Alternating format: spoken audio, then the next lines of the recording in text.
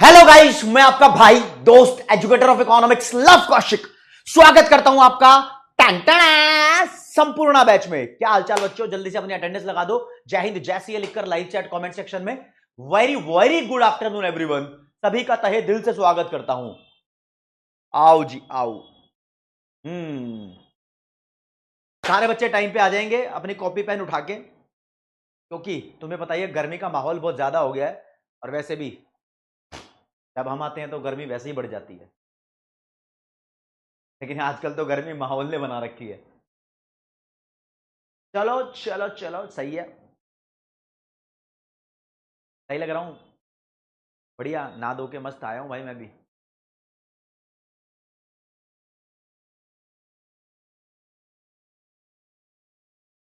चलो भैया, सारे बच्चे आ गए हैं। अब तैयारी शुरू कर देते हैं कि क्या करने वाले हैं। पहले अच्छा सा पेन का कलर चूज कर लूं आप लोगों के लिए। This is your lecture number 3 of chapter 3। Chapter 3 चल रही है दोस्त। लास्ट क्लास में मैंने आपको बताया था, चश्मा उतार लेते हैं, कि प्रोडक्शन फंक्शन दो तरीके का होता है। एक शॉर्ट रन प्रोडक्शन फंक्शन, जिसको हम लॉ ऑफ वेरिएबल प्रोपोर्शन से एक्सप्लेन करेंगे। एक होता है लॉन्ग रन प्रोडक्शन फंक्शन,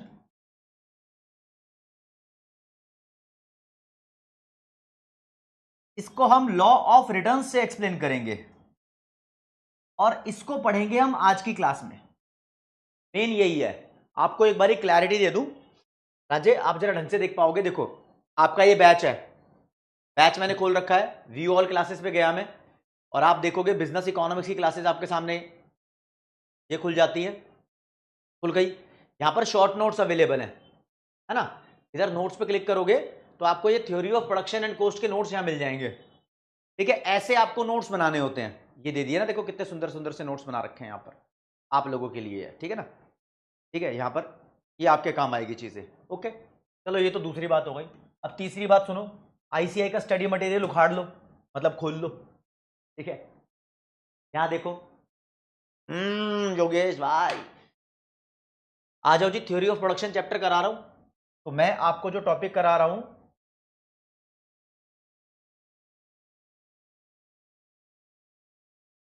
हाँ जी, पेज नंबर 3.20 पे प्रोडक्शन फंक्शन का टॉपिक है। ये लास्ट क्लास में डिस्कस कर चुके थे। ठीक है जी, ये जो लिखा है कॉब डगलस प्रोडक्शन फंक्शन, देखो भैया ये लिखा है ना। आज की क्लास में ये कवर अप करा दूंगा, आपको टेंशन मत लो, लेकिन समय आएगा इसका तब कवर अप कराऊंगा। ठीक है जी, फिर एक ये लिखा है, ये लॉ ऑफ वेरिएबल प्रोपोर्शन। ये दोस्तों नेक्स्ट क्लास में करेंगे। जैसे चला रहा हूं क्लास को वैसे चलाने दो, ये नेक्स्ट क्लास में होगा। तो कोई बच्चा ये ना बोले कि सर बीच का टॉपिक मिस हो रहा है, अगली क्लास में ये वाला हो जाएगा। ठीक है, और मनोज भाई पिछली क्लास का आज की क्लास से ना के बराबर लेन देन है। फ्रेश फ्रेश बच्चा होगा वो भी समझ जाएगा। ठीक है जी, थोड़ा और नीचे चलते हैं। ये सब टेबल जो भी लिखी हुई है, एक एक कॉन्सेप्ट अगली क्लास में करेंगे, सब अगली क्लास में करेंगे। जो आज की क्लास में करने जा रहे हैं वो दिखा देता हूं आपको मैं। ये डायग्राम भी अगली क्लास में होगा।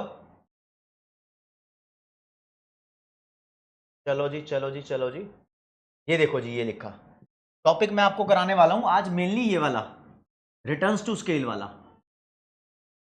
ये मतलब समझना। ठीक है जी, इसके बाद क्या कराऊंगा, अगर ये खत्म हो जाएगा टाइम से, तो उसके बाद आपको प्रोडक्शन ऑप्टिमाइजेशन का टॉपिक कराऊंगा, ये वाला। देखो दोस्तों, पीडब्ल्यू की बुक है ना जो, उसके अंदर ये वाला टॉपिक मिसिंग है। लेकिन जो ई बुक है ना पीडब्ल्यू की, उसके अंदर ये वाला टॉपिक है। यस, ठीक है, ये वाला टॉपिक प्लीज ध्यान रखना। कुछ गड़बड़ी थी जो आपको अपडेट कर दिया मैंने उसके बारे में। इसमें आइसो क्वांट और ये कुछ टेबल वगैरह, ये ऐसे डायग्राम, ये सब करा दूंगा आज। तो ऑलमोस्ट आज दिखेगा कि आपको चैप्टर आपका खत्म हो रहा है। ठीक है, लेकिन एक टॉपिक रह जाएगा, लॉ ऑफ वेरिएबल प्रोपोर्शन, वो मैं अगली क्लास में कराऊंगा। तो आज की क्लास को स्टार्ट करते हैं। लास्ट क्लास के अंदर मैंने आपको बताया कि टाइम पीरियड को दो पार्ट में डिवाइड करते हैं, है ना, ये बताया था ना। तो ये topics to be covered, law of returns to scale और कॉप डगलस प्रोडक्शन फंक्शन कराऊंगा। हाँ जी, बोला कि जो टाइम पीरियड है ये बेसिकली दो पार्ट में डिवाइडेड है ना। एक होता है शॉर्ट रन, एक होता है लॉन्ग रन। सिर्फ लॉन्ग रन की बात करो, आज ओनली लॉन्ग रन पढ़ा रहा हूं, तो शॉर्ट रन की कोई तुम सोचना भी मत कि शॉर्ट रन क्या होता है भाई, शॉर्ट रन सोचना भी मत, ठीक है। कोई बात नहीं सुमन, अभी स्टार्ट ही कर रहे हैं, ठीक है। वैदिका दिखा दिया था मैंने। लॉन्ग रन क्या होता है? लॉन्ग रन वो टाइम होता है वेयर ऑल फैक्टर्स या factor of production are changeable. वो टाइम जब तुम सभी फैक्टर्स को चेंज कर सकते हो, यानी ऑल फैक्टर्स आर वेरिएबल, वो टाइम लॉन्ग रन होता है। जैसे कि अंबानी का टाइम, टाटा का टाइम, इनका टाइम क्या चल रहा है, ये लैंड, लेबर, कैपिटल, एंटरप्रेन्योरशिप, इसको जब चाहे तब इंक्रीज कर सकते हैं, जब चाहे एक और ब्रांच, जब चाहे एक और बिजनेस, तो ये सब कुछ इंक्रीज कर सकते हैं। ये वाला टाइम लॉन्ग रन कहलाता है। लॉन्ग रन प्रोडक्शन फंक्शन को समझने के लिए एक लॉ गिवन है, उस लॉ का नाम है रिटर्न्स टू स्केल। ध्यान देना दोस्तों, returns to scale. The law of returns to scale बोलता है कि अगर हम इनपुट्स को बढ़ा देंगे, इसको बढ़ा देंगे, इनपुट्स को अगर इंक्रीज कर देंगे, तो ये कहता है राज्य आउटपुट 110% इंक्रीज होगा ही होगा। इनपुट के बढ़ने पे आउटपुट इंक्रीज होगा ही होगा, ये law of returns to scale बोलता है। हाँ, तुम कहोगे ये तो चिंदीगिरी हो गई सर, इतना इजी कॉन्सेप्ट, ऐसे कैसे बात बनेगी? हाँ भाई, इजी है तो बहुत अच्छी बात है। अब इनपुट कितना इंक्रीज करूं, उससे आउटपुट कितना इंक्रीज हो जाए, इसकी पॉसिबिलिटीज है।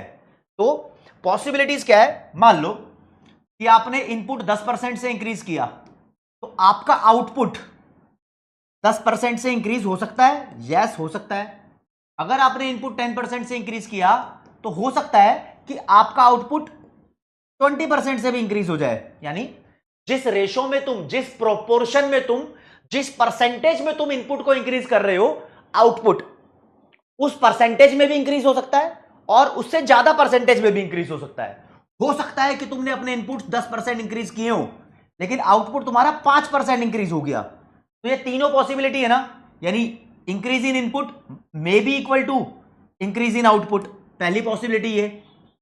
दूसरी पॉसिबिलिटी है कि increase in input is less than increase in output, बिल्कुल दूसरी पॉसिबिलिटी। तीसरी पॉसिबिलिटी है कि increase in input may be more than increase in output. हो सकता है, नहीं हो सकता, ये पॉसिबिलिटीज हो सकती है, नहीं हो सकती, बस यही है रिटर्न्स टू स्केल। अब जब इनपुट और आउटपुट दोनों सेम परसेंटेज में इंक्रीज होते हैं, तो इसे बोलते हैं constant returns to scale. Short form है, अभी फुल फॉर्म लिख के बता दूंगा।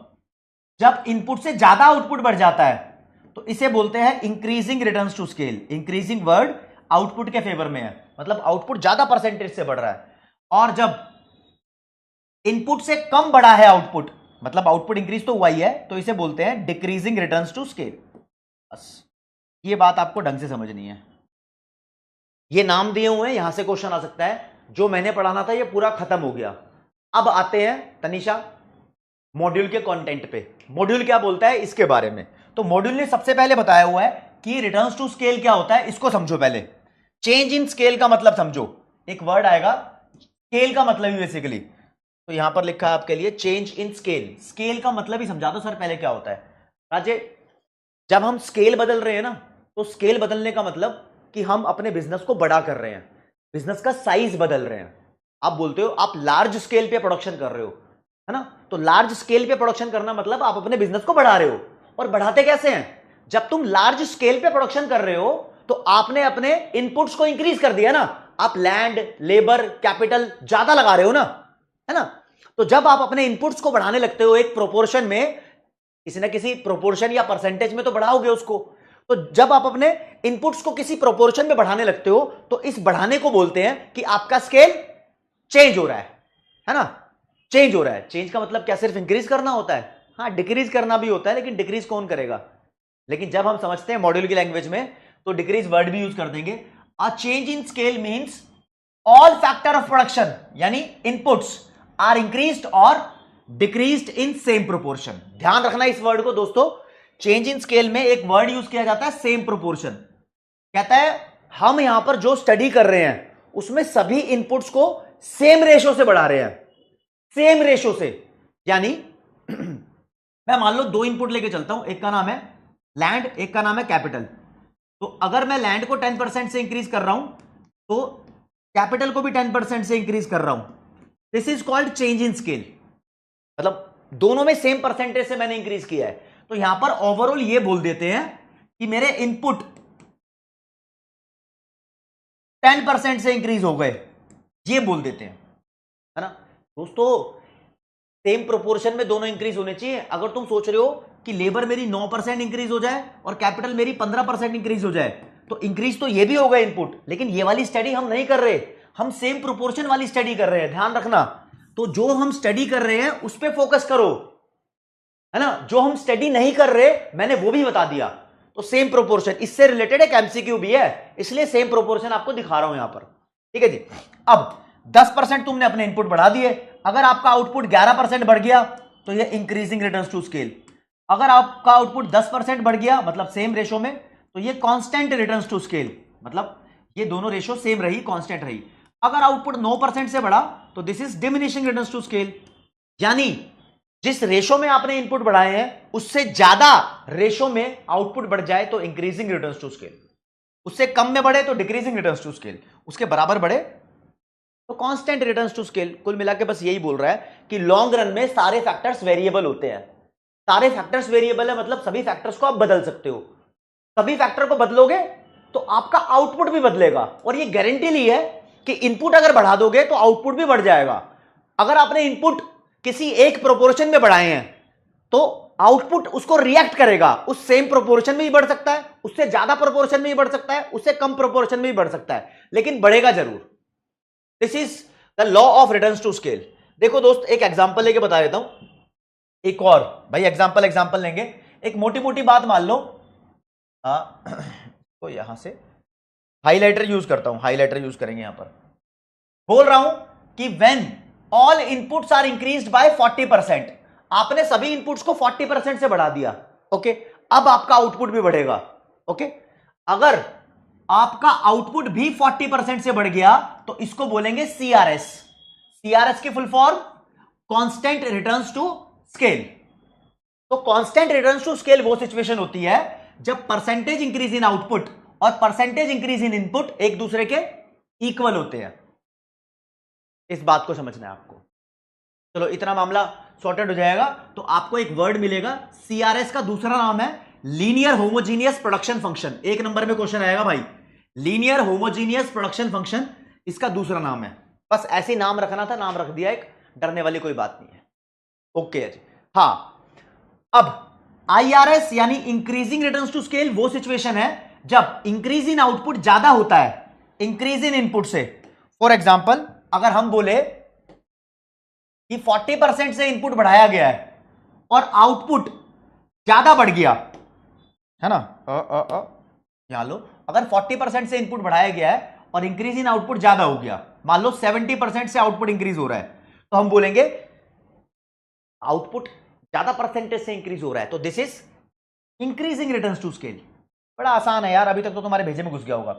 और अगर आउटपुट में इंक्रीज की परसेंटेज कम है, जैसे कि आपको दिख रहा है कि इनपुट 40% से बढ़ाया है, अगर आउटपुट मेरा 35% से बढ़ा, तो this is TRS, decreasing returns to scale. बहुत इजी है। बोलो लप्पू है या नहीं है? एक बारी लप्पू लिख दो लाइव चैट कमेंट सेक्शन में, मुझे पता लग जाएगा कि कॉन्सेप्ट ही लप्पू है। लिखो लप्पू। पेज नंबर किसको पता है? प्रियांशी, मैं बता देता हूं, इतने तुम लप्पू लिखो, समझ में आ गया हो तो। प्रियांशी पूछ रही है सर पेज नंबर, लो मेरे बाबू पेज नंबर, ये रहा जी, ये रहा कॉन्सेप्ट आपका रिटर्न्स टू स्केल, ठीक है। पेज नंबर 3.28 ये रहा, वो 27 पे है। ये 3 तरीके का होता है, आ गया बिलप्पू हो गया, ठीक है ना। एक होता है कांस्टेंट रिटर्न्स टू स्केल, लो जी यहीं समझा देता हूं। कांस्टेंट रिटर्न्स टू स्केल है ना, जब इनपुट जिस रेशो में बढ़ाए गए हैं अगर उसी रेशो में आउटपुट बढ़ जाए, है ना, दोनों सेम रेशो में बढ़े होंगे तो ये कांस्टेंट रिटर्न्स टू स्केल है। इसने ये भसूड़ी क्या कर दी भाई, ये कहता है कि मान लो कोई प्रोडक्शन फंक्शन ऐसे लिखा है कि output is equal to function capital और लेबर, ऐसे लिख दिया इसने। तो बोलता है अगर मैं लेबर और कैपिटल को किसी एक रेशो में इंक्रीज कर दूं, मान लो 10% से, तो जो छोटा के है ना, ये वो रेशो है, छोटा के मतलब 10%, तो ये छोटू सा के, ये बड़ा के। लेबर को भी छोटू से के से इंक्रीज कर दिया, मान लो छोटे के का मतलब 10% है, तो आउटपुट भी किसी ना किसी रेशो से बढ़ेगा। तो आउटपुट भी अगर छोटे से के से ही बढ़ गया ना, मतलब सेम, ये भी 10%, ये भी 10% और ये भी 10%, तो कांस्टेंट रिटर्न्स टू स्केल हो गया। फालतू में तुम्हें फंसाया हुआ है। और नाम देख लेना, इसको लीनियर होमोजीनियस प्रोडक्शन फंक्शन बोलते हैं, ठीक है जी। बाकी नीचे इतना पंगे नहीं लिए हुए, आप सबको नीचे ये समझाया हुआ normally, decreasing returns to scale, increasing returns to scale, ये सब, ठीक है जी। आगे बढ़ो, आगे बढ़ो जी। लप्पू लिख दिया सब बच्चों ने। अब मैं, अच्छा फैजान बोल रहे हैं, फैजान भाई, सौरभ बोल रहे हैं भसुड़ी मतलब कंफ्यूजन, ठीक है। मतलब भी बताऊं तो मैं एक एक चीज का ये तो थोड़ा समझा करो यार। आओ जी आओ, ये बोल लिया है इस क्वेश्चन के अंदर कि if decreasing returns to scale are present, DRS चल रही है भाई, ठीक है। तो if all inputs are increased by 10%, अगर सभी इनपुट्स को 10% से इंक्रीज कर दिया जाए तो इन चारों में से कौन सा ऑप्शन सही होगा। दे दिए तुम्हें 45 सेकंड्स मैंने इसका आंसर देने के लिए, जल्दी दीजिए, जल्दी दीजिए।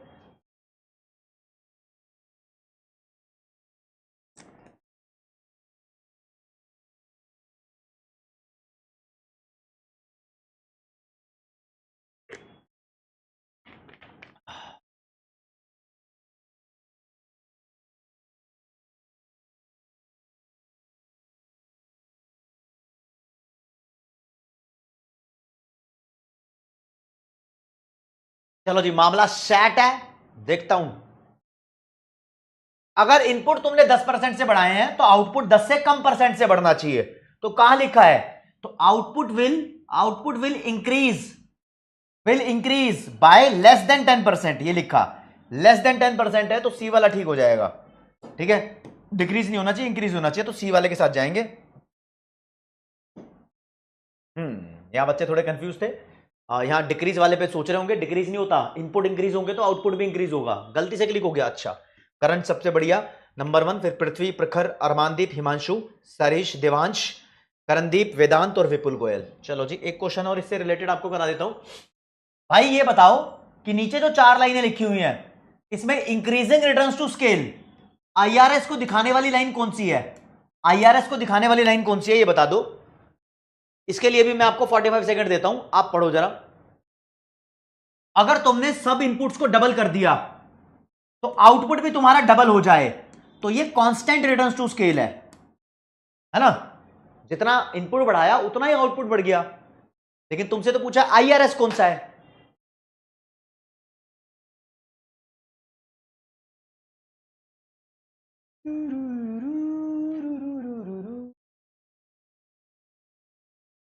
Hello hello hello hello hello guys,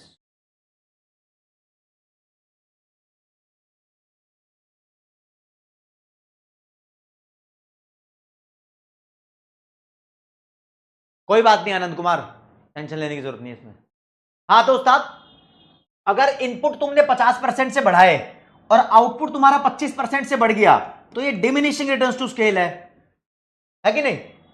अगर आपने इनपुट 1/4 से बढ़ाए, 1/4 का मतलब 25% होता है, और आउटपुट तुम्हारा इंक्रीज हो गया 1/3, 1/3 का मतलब 33% होता है, तो ये तुम्हारा इंक्रीजिंग रिटर्न्स टू स्केल है, क्योंकि आउटपुट में ज्यादा परसेंटेज से इंक्रीज हो रहा है, ठीक है ना। तो सी वाले के पास चले जाएंगे। देखा, बच्चे यहां थोड़े कंफ्यूज भी हो तो उनको क्लैरिटी मिल रही है कि हाँ भाई किस हिसाब से सोचा जा रहा है यहां पर, ठीक है जी। अब आएंगे कोब डगलस प्रोडक्शन फंक्शन पे, ठीक है। उससे पहले मैं देख लूं बच्चों ने कुछ पूछा है तो।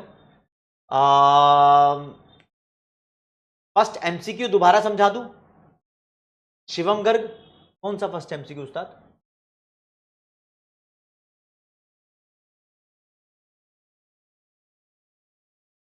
देखो फर्स्ट एमसीक्यू ये रहा भाई, अगर हमने इनपुट 10% से बढ़ाए हैं तो आउटपुट अगर हमारा 9% से बढ़ गया तो वो डिमिनिशिंग रिटर्न्स टू स्केल है। तो 9 कहां है, ये ना लेस देन 10, 9 8 7 सब इसमें ही है। ठीक है जी। जैन वाली क्लासेस आदेश जैन अभी कुछ दिनों में 1 तारीख को पता लग जाएगा। वेरी गुड रोनित सिंह, बहुत बढ़िया काम कर रहे हो फिर तो तुम। ठीक है। जय यदुवंशी बोल रहे हैं sir Cobb Douglas production function समझाओ ना। भाई मैंने शुरू ही नहीं किया अभी तो, वो कमाल कर रहे हो। ओके ठीक है देवांश अग्रवाल भाई। रशियन साइकिल कौन सा रिटर्न्स टू स्केल है, नील पटेल को बताओ भाई, बताओ जरा इसको बताओ। अच्छा मैं चेक कर लूंगा दिवांश अग्रवाल। दीपक गुप्ता आप मुझसे यहीं चैट कर लो, मैं उसको देख लूंगा। करण बोल रहे हैं सर स्केल का मतलब लेवल ऑफ प्रोडक्शन हो गया। यस नहीं भाई साक्षी, तीनों एक साथ नहीं हो सकते, अलग अलग टाइम के ऊपर बात होती है। हाँ गणेश बोल सकते हो भाई, सही बोल रहे हो आप भी। प्रोहिबिटेड वर्ड्स की लिस्ट प्रोवाइड कर दूं योगेश। अरे भाई कोई भी गंदा मत लिखो तो प्रोहिबिटेड हो गया, ठीक है ना। ये अमन पूछ रहे हैं लॉन्ग रन और शॉर्ट रन में इजी बता दीजिए। लॉन्ग रन इजी है, शॉर्ट रन मुश्किल है, इसलिए शॉर्ट रन बाद में कराऊंगा। अच्छा आदित्य जी ठीक है, ये भी ओके, चलो जी। अच्छा इतना मामला क्लियर है। अब देखो तुम्हें 2 बंदों के बुड़पंगे बताता हूं, कैसे कोई किसी से पंगा लेता है ये सिखाता हूं। देखो भैया 2 बंदे थे, एक का नाम था कॉब, एक का नाम था डगलस। इनके अंदर इतनी बड़ी चुल थी कि ये सोच रहे थे कि सीए फाउंडेशन के बच्चों का सिलेबस बढ़वा देंगे। इन्होंने क्या किया, 1920s के अंदर अमेरिका में गए और वहां की एक मैन्युफैक्चरिंग इंडस्ट्री को पकड़ा। मैन्युफैक्चरिंग इंडस्ट्री का मतलब फैक्ट्रीज को पकड़ लिया। फैक्ट्रीज में जाकर कुछ भाई वही जैसे साइंटिस्ट रिसर्च करते हैं ना, तो इन बंदों ने अपनी एक अलग मैथमेटिकल इक्वेशन बनानी शुरू कर दी। ये पता क्या बोलने लगे, कहता है कोई भी कंपनी है कहता कोई भी कंपनी है वो जो भी आउटपुट बनाती है उस आउटपुट को बनाने में बहुत बड़ा कंट्रीब्यूशन लेबर का भी होता है और कैपिटल का भी होता है। कभी कैपिटल को सी लिखते हैं, कभी कैपिटल को के लिखते हैं, कोई नहीं। हाँ पिटने वाला काम किया है इन्होंने बच्चे बोल रहे हैं पिटने वाला काम किया इन्होंने, ठीक है ओके। तो भैया इन्होंने बोला कि लेबर और कैपिटल दोनों का कंट्रीब्यूशन होता है, ठीक है जी होता है। तो इन्होंने एक मैथमेटिकल इक्वेशन प्रोवाइड कर दी। इन्होंने एक इक्वेशन बना दी। इक्वेशन क्या बनाई ये देखो, इन्होंने बोला कि जो आउटपुट होता है, ध्यान रखना आउटपुट, ये लेबर और कैपिटल इन दोनों की वजह से प्रोड्यूस होता है। जो जितना कंट्रीब्यूशन, भाई लेबर का भी कंट्रीब्यूशन है कैपिटल का भी कंट्रीब्यूशन आउटपुट में, जितना कंट्रीब्यूशन लेबर का है उसको बोलते हैं ए और जितना कंट्रीब्यूशन कैपिटल का है उसको बोलते हैं बी। लेबर की पावर ए और कैपिटल की पावर बी, इन दोनों का कंट्रीब्यूशन कुछ ना कुछ मल्टीप्लिकेशन तो दिखाता होगा। मान लो तुमने जो मेहनत की है, जो कैपिटल लगी है, तो कितना मल्टीप्लाइड आउटपुट होगा उसको बोल दिया के का मतलब कोई भी वैल्यू है कांस्टेंट, ए लिख दो के लिख दो कोई दिक्कत नहीं है। तो यार ये इन्होंने प्रोडक्शन फंक्शन बना दिया। मतलब क्या बना दिया भाई, अरे प्रोडक्शन फंक्शन की इक्वेशन बना दी इन्होंने शानों ने। दोबारा बता रहा हूं, कॉब और डगलस ने जो प्रोडक्शन फंक्शन की इक्वेशन बनाई है वो इक्वेशन लिख रहा हूं यहां पर, क्वांटिटी इज इक्वल टू के लेबर की पावर ए और कैपिटल की पावर बी। ए का मतलब लेबर का कंट्रीब्यूशन कितना है और कैपिटल का मतलब बी का मतलब कैपिटल का कंट्रीब्यूशन कितना है आउटपुट को बनाने में, दोनों का कंट्रीब्यूशन है। ये इक्वेशन कैसे बनी इसके पीछे मत जाना, बहुत बड़ी रिसर्च थी इनकी, 30-40 सालों का काम है ये। मतलब 30-40 सालों का, जीजा साले वाले साले नहीं, 30-40 ईयर्स का इनका काम है। इन्होंने बहुत ज्यादा मेहनत की थी यहां पर, ठीक है जी दोस्त। ये रही वो इक्वेशन जो मैंने लिखी है, ठीक है। ये कांस्टेंट वैल्यू है कोई भी, एल का मतलब लेबर, सी का मतलब कैपिटल, ठीक है, और ए का मतलब ये लेबर का कंट्रीब्यूशन और बी का मतलब ये कैपिटल का कंट्रीब्यूशन, ठीक है। ओके जी, बस इस इक्वेशन पे ध्यान देना, ये इक्वेशन बोलती क्या है। इक्वेशन पे आ जाते हैं, ये इक्वेशन बोलती क्या है। कॉब और डगलस दोनों बंदे बोलते थे कि अगर तुम ए और बी इन दोनों को प्लस कर दो, प्लस करने से अगर इनका टोटल 1 आ जाए तो सोच लेना कांस्टेंट रिटर्न्स टू स्केल चल रहा है। सही है, काम आसान कर गए, बस रट्टा मारने वाली गेम छोड़ गए। ए प्लस बी को टोटल कर दो, अगर आंसर 1 से ज्यादा आ जाए तो सोच लेना इंक्रीजिंग रिटर्न्स टू स्केल चल रहा है। ठीक है, और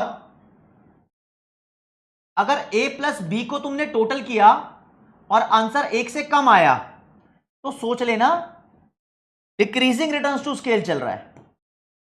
ये इन्हों का कहना था। अच्छा जी, कैसे भाई? इक्वेशन बना दी इन्होंने। मान लो ऐसे इक्वेशन दी हुई है, आउटपुट इज इक्वल टू कोई भी वैल्यू के की जगह कुछ भी कांस्टेंट लिखा हो, मान लो लिखा हो 5। ठीक है, लेबर की पावर 1/2, कैपिटल की पावर 1/2। तो यार अगर आप ए और B, this is A this is B, दोनों को प्लस करोगे तो 1 आएगा ना। तो इसका एग्जांपल हो गया। इसका एग्जांपल आउटपुट लिख दो कुछ भी, जैसे मैंने 5 लिख दिया। लेबर की पावर मान लो 1/2, कैपिटल की पावर 1/3। अब आप 1/2 और 1/3 दोनों को प्लस करोगे तो आंसर 1 से ज्यादा आएगा। ठीक है, इधर देख लो, आउटपुट इज इक्वल टू 5, कुछ भी लिख रहा हूं मैं, मतलब 5 मैंने अपनी मर्जी से लिख दिया, 15 लिख लो तुम, जो तुम्हारा मन कर रहा है। ठीक है, इधर 45 भी लिख सकते थे, जो मन करता है वो लिख दो, ये तो कांस्टेंट वैल्यू होती है।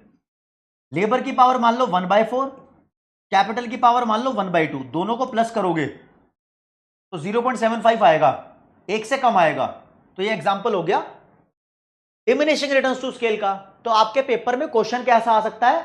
क्वेश्चन ऐसा आ सकता है राज्य कि आपको ऐसी इक्वेशन देगा और आपसे पूछेगा कि क्या चल रहा है, कौन सी सिचुएशन है, तो आपको इक्वेशन सॉल्व करनी होगी। ये तो लव सर ने बता दिया, लप्पू सा क्वेश्चन। पेपर में कुछ अलग ही क्वेश्चन आ सकता है। मान लो क्वेश्चन आ गया ये, तो आप मुझे बताओ, ये इक्वेशन दी हुई है, अब आपकी मैथ्स देखता हूं, ये इंक्रीजिंग रिटर्न्स टू स्केल है, डिमिनिशिंग रिटर्न्स टू स्केल है, या कांस्टेंट रिटर्न्स टू स्केल है? तीनों में से एक ही आंसर है और आपको मैं यहां दे रहा हूं 60 सेकंड इसको सॉल्व करने के लिए। ये इक्वेशन दे दी, पढ़ाया कुछ और, पेपर में कुछ और आ गया। अच्छा नलिन मेहरोत्रा में देखता हूं,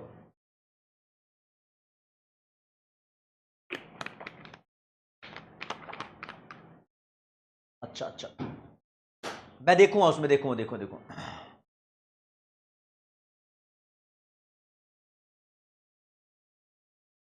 पिछले वाले एग्जांपल में जाऊंगा मैं, लेकिन तुम समझ गए होंगे इस चीज को। देखो जी, देखो जी भाई,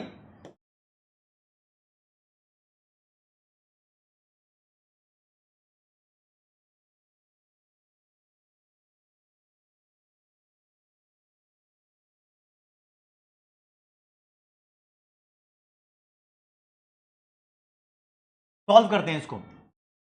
आउटपुट की जगह आउटपुट लिखा, 2 की जगह 2 लिखा, और ये एल के लिखा है ना, लेबर कैपिटल कुछ भी सिंबल लिखा हुआ है, ये स्क्वायर रूट में है। स्क्वायर रूट का मतलब होता है इनकी पावर 1/2 है, दोनों की पावर 1/2 कर दी, यही होता है इसका मतलब। ठीक है, अब क्या करेंगे? ए प्लस बी करेंगे, ए प्लस बी यानी 1/2 ए है और 1/2 बी है, दोनों का आंसर 1 आ जाएगा। 1 आ जाएगा तो दोस्त ये CRS है। ठीक है, ये सिंबल से कोई फर्क नहीं पड़ता, किसको लेबर मान रहा है किसको कैपिटल मान रहा है, उससे कोई फर्क नहीं पड़ता। Okay, answer will be C. C is the right answer दोस्त, इसके साथ जाएंगे। अब ज्यादातर बच्चे यहां पर सही थे, समझ गए होंगे। अच्छा, पिछली इक्वेशन के अंदर कुछ गड़बड़ी हो गई थी एग्जाम्पल के अंदर, हाँ तो उस पर आ जाते हैं भाई। हाँ, ये मैं 4/3 लिख रहा था। ठीक है जी, 1/2 0.5 हो गया, और 4/3 भी क्यों लिखो, इसको और आसान करते हैं आपके लिए, ये 3/4 कर दिया। ठीक है, 1/2 और 3/4 को प्लस करोगे 1 से ज्यादा आएगा, पहले गलत था अब ठीक कर दिया। ओके, रिपोर्ट है। अब तुम्हें कॉब और डगलस की जर्नी समझाता हूं। ठीक है, इनकी जर्नी समझाता हूं दोस्त। देखो जी, कॉब और डगलस, ये 1920s की बात है। ये अमेरिका में गए एक मैन्युफैक्चरिंग इंडस्ट्री में, वहां पर इन्होंने एक प्रोडक्शन फंक्शन की इक्वेशन जनरेट की। अब वो इक्वेशन जनरेट करने का बहुत बड़ा प्रोसेस है, वो इकोनॉमिक्स के सब्जेक्ट में सिखाते हैं, जिस सब्जेक्ट का नाम है इकोनोमेट्रिक्स, और वो फिर इको ऑनर्स में होता है। इको ऑनर्स तुम पढ़ नहीं रहे तो थोड़ा बहुत बेसिक है यहां पर, बस ये मान लो कि वहां होता है। तो भैया इन्होंने एक इक्वेशन जनरेट की, और इक्वेशन जनरेट करने के बाद इन्होंने एक प्रोडक्शन फंक्शन बनाया, और वो प्रोडक्शन फंक्शन था ऐसे ऐसे, कोई भी value constant, output is equal to constant, labour की पावर ए और कैपिटल की पावर 1 माइनस ए। यानी यहां पर इन्होंने बी नहीं लिखा, यहां पर इन्होंने बी नहीं लिखा। तो यार इनको किसी भी तरीके से प्लस कर लो, इसको और इसको, मान लो ए प्लस ये 1 माइनस ए, इसको किसी भी तरीके से तुम प्लस करोगे तो ये हमेशा 1 आएगा। तो ये कहते थे पूरी दुनिया के अंदर, मतलब अमेरिका के हिसाब से, कि भैया कांस्टेंट रिटर्न्स टू स्केल ही चलता है। ये तो हमारा ए हो गया, अब ये जो भी लिखा हो बी मान लो ना इसको एक तरीके से। तो ये कहते थे कांस्टेंट रिटर्न्स टू स्केल ही चलता है। शुरू में इनका ये कहना था 1920s में, फिर समय बदलता गया राजेश, समय बदलता गया, ये सुधर गए। सुधरने के बाद, मतलब थोड़ी इंप्रूवमेंट हुई इनके कॉन्सेप्ट में, सुधरने के बाद इन्होंने ये इक्वेशन दी, और फिर ये 3 सिचुएशन बनाई। तो जो मैंने पहले पढ़ा दिया वो बाद की बात है, जो मैंने बाद में बताया वो पहले की बात है। मॉड्यूल से खिंचवा देता हूं, आपको ध्यान रखना, पहले बता देता हूं इन दोनों के बारे में, कुछ बात करते हैं। भाई देखो, कॉब और डगलस बहुत फेमस स्टैटिस्टिशियन थे। एक का नाम था पॉल डगलस और दूसरे का नाम था CW कॉब। ठीक है, यूएसए में गए, ये एक प्रोडक्शन फंक्शन बनाया, किससे रिलेटेड? अमेरिकन मैन्युफैक्चरिंग इंडस्ट्री से रिलेटेड। जो अंडरलाइन कर रहा हूं इससे रिलेटेड क्वेश्चन आता है। ठीक है, ये कहते थे कि जो ये प्रोडक्शन फंक्शन इन्होंने बनाया है उसकी इक्वेशन ये है, और ये अमेरिका की पूरी मैन्युफैक्चरिंग इंडस्ट्रीज पे अप्लाई होता है। सिर्फ अमेरिका की एक फर्म पे नहीं, बल्कि पूरी अमेरिका की मैन्युफैक्चरिंग इंडस्ट्रीज पे अप्लाई होता है। ठीक है जी, इनका कहना था, इन्होंने जो वहां पर स्टडी किया, इस पे अब तुम लॉजिक मत लगाना, इन्होंने जो स्टडी किया था वो लिख दिया। ये कह भी रहे थे कि भाई लेबर और कैपिटल का अगर मैं कंट्रीब्यूशन देखूं तो लेबर का मुझे 3/4 कंट्रीब्यूशन दिख रहा है, और कैपिटल का मुझे 1/4 कंट्रीब्यूशन दिख रहा है। यानी अमेरिका की मैन्युफैक्चरिंग इंडस्ट्रीज में इन्होंने देखा कि लेबर का कंट्रीब्यूशन 3/4 था, कैपिटल का कंट्रीब्यूशन 1/4 था। अब पेपर में क्वेश्चन क्या क्या आता है? पेपर में क्वेश्चन नंबर 1, कॉब डगलस का प्रोडक्शन फंक्शन कौन सी इंडस्ट्री से रिलेटेड था? अमेरिकन मैन्युफैक्चरिंग इंडस्ट्री से रिलेटेड। दूसरा, उसकी इक्वेशन ये रही। तीसरा, इस प्रोडक्शन फंक्शन में लेबर का कंट्रीब्यूशन कितना था? 3/4। कैपिटल का कंट्रीब्यूशन कितना था? 1/4। लेकिन ये प्रोडक्शन फंक्शन में बहुत सारी प्रॉब्लम्स थी, बहुत सारी शॉर्ट कमिंग्स थी, तो उससे निपटने के लिए इन्होंने नया प्रोडक्शन फंक्शन बनाया, ये बनाया। इसमें इन्होंने बोला अगर a प्लस बी को प्लस कर देंगे तो कांस्टेंट रिटर्न्स टू स्केल आएगा 1, जब इनका टोटल 1 आएगा। जब मोर देन 1 आएगा तो IRS, लेस देन 1 आएगा तो DRS। तो फिर ये सुधर गए, तो बोलने लगे हाँ तीनों सिचुएशन पॉसिबल है। अब जागृत गुप्ता जी बोल रहे हैं, इसको नोट कर ले, तुम्हारा मन कर रहा है नोट कर लो, भाई मन कर रहा है तो नोट कर लो, वरना ये दे रखा है यार यहां पे। ठीक है,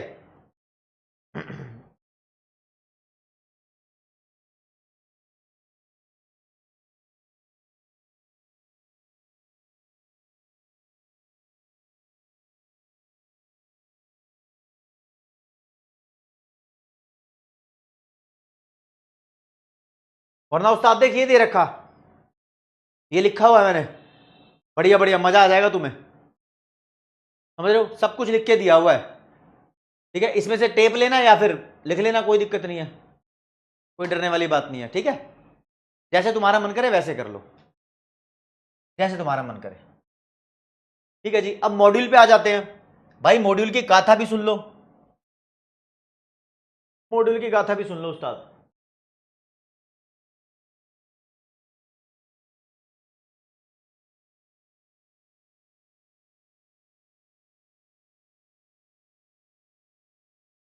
पेज नंबर 3.21 पे दिया हुआ है कॉब डगलस का प्रोडक्शन फंक्शन, पुराने वाला, पुराने वाला। ठीक है ना, ये वाला पुराना चावल, ये पुराने वाला है। फिर इसके अंदर बहुत सारी प्रॉब्लम्स थी, तो नया कॉब डगलस प्रोडक्शन फंक्शन इसके आगे नहीं दिया, ये डर गए कि कई बच्चे समझना चाहें, ये तुम्हें फंसाना चाहते हैं ना, तो इसके आगे नहीं दिया, इसने बहुत बाद में दिया है।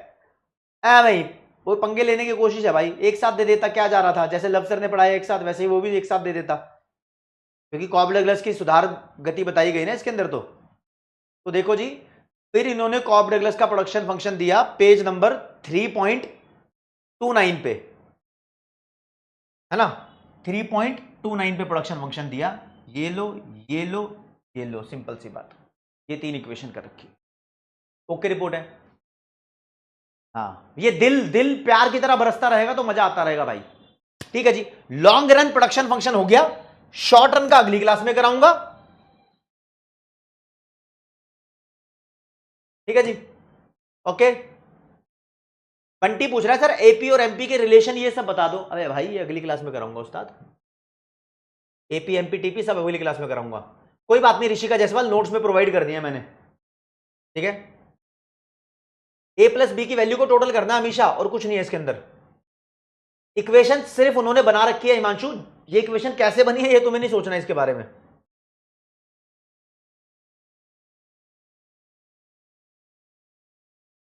कर सकते हैं हर्षिता, उस लेवल की मैथ्स में तुम पहुंची नहीं होगी। सर कॉब और डगलस रशिया में क्यों नहीं गए? अभिषेक गए थे, लेकिन वहां उन्होंने कुछ और किया है।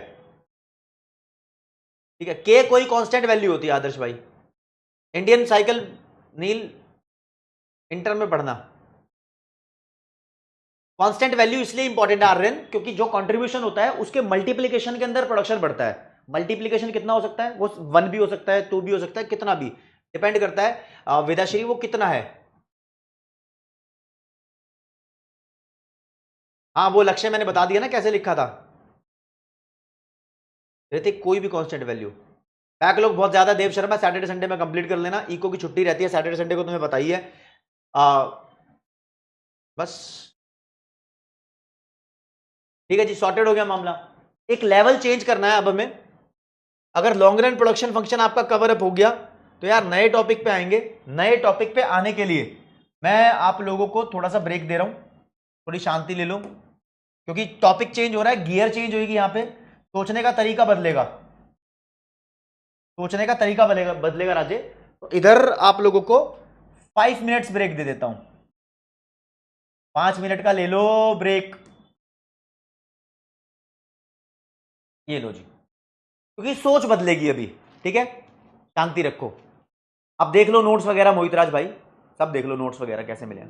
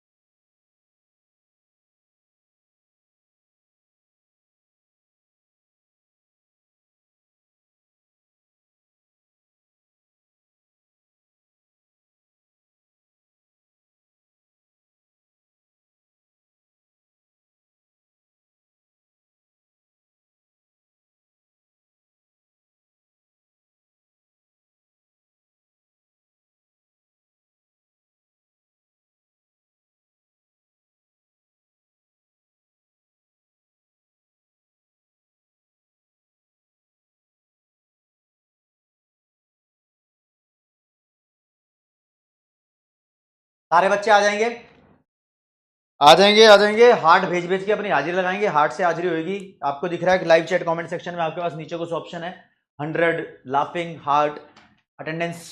जल्दी जल्दी। ब्रेक इज ओवर, ब्रेक हो गया भाई, कोई 5 मिनट्स ब्रेक नहीं है।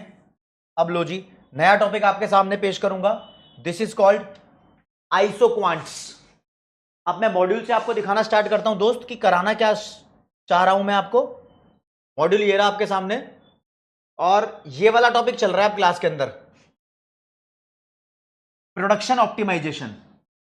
ये टॉपिक करेंगे, और ये समझने के लिए हमें पहले आइसो क्वांट समझना होगा। Iso quant, right? तो इसको समझेंगे अच्छे से। देखो दोस्त, आराम से आ जाओ। आइसो क्वांट कर्व को समझते हैं। आइसो क्वांट कर्व के बहुत सारे मतलब हैं, उससे पहले तुम्हें बता देता हूं। आइसो का मतलब होता है इक्वल,